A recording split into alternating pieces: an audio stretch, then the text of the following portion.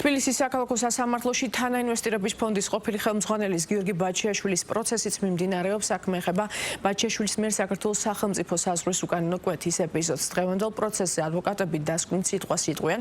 არსებული ინფორმაციით დასკვნითი სიტყვით ისარგებლებს თავად ბაჩიაშვილის. არ არის გამორიცხული აღნიშნულ საქმეზე განაჩენი ჯვებენაჭყებია დღესვე გამოაცხადოს. პროცესი ესწრება როგორც გიორგი ბაჩიაშვილი, ისე მისთვის საზღვრის უკანონოდ გადაკვეთაში დახმარების ფაქტზე ბრალდებული შოთა ქარუმიძე. გიორგი ბაჩიაშვილმა ქვეყანა იქამდე დატოვა, ვიდრე მას ქართული ოცნების დამფუძნებლის ბიზნეს ევანიშვილის კრიპტოვალუტის მითვისების საქმეზე 11 წლით თავისუფლების აღკვეთას მიუჩიდნენ. პროკურატურამ ბაჩიაშვილს საზღვრის უკანონო კვეთის ფაქტზე ბრალდება სისხლის სამართლის კოდექსის 354 მუხლის პირველი ნაწილი წარუდგინა. ქარუმიძეს კი საქართველოს სახელმწიფო საზღვრის უკანონოდ გადაკვეთაში დახმარების მუხლით, რაც სასჯელის სახით 3-დან 5 წლამდე თავისუფლების აღკვეთას ითვალისწინებს. დღესვე ადვოკატმა ჟურნალისტებთან ბაჩიაშვილის მშობლების მიმართ დაწყებულ სისხლის სამართლებრივ დევნაზეც ისაუბრა. ლევან მახარაშვილის განცხადებით, მშობლების საქმეში არანაირი მტკიცებულება არ არსებობს და მათ მიმართ სისხლის სამართლებრივი დევნის დაწყება უსაფუძვლოა.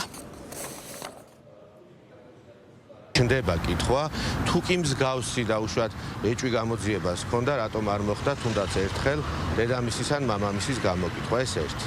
და მეორე, ლოგიკურად თქვენ კითხვაშიც დასვით, ძალიან ასე ვთქვათ, სადაო არის არაიურისტისთვისაც კი, ანუ ამას არ ჭირდება რაღაც საოცარი კომპეტენციის ქონა, რომ თვითონ ფაქტი პირობითად გიორგი ბაჩიაშვილის მიერ მშობლებისთვის უძრავი ქონების ან ავტომანქანის შეძენის ცალკე აღებული თეორიულად რამდენად შეიძლება წარმოადგენდეს დანაშაულს. ფაქტობრივად არაფერი არ არსებობს გარდა საჯარო რეესტრის და მომსახურების სააგენტოდან გამოთხოვილი ინფორმაციის.